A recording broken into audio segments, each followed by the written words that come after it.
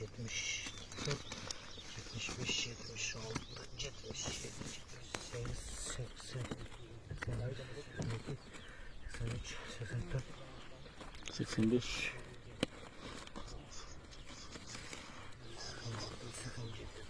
94. 94.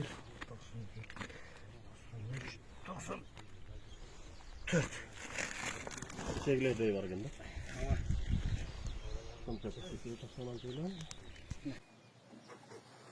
Bugün 30 aprel. Ertemenek saat 6'dan 12 minut öttü.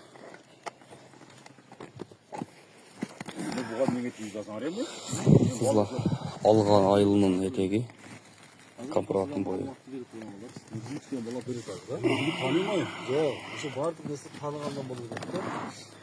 Gözü törttü eken.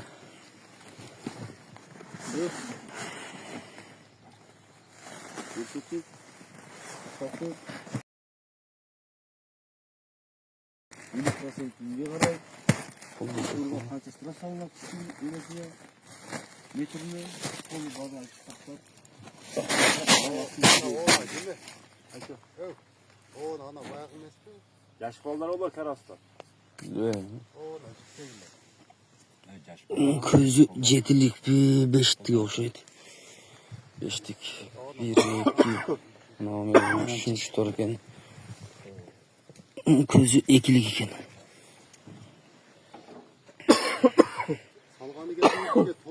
Lotkası var eken. Yem mi keldim balık niye de karasta.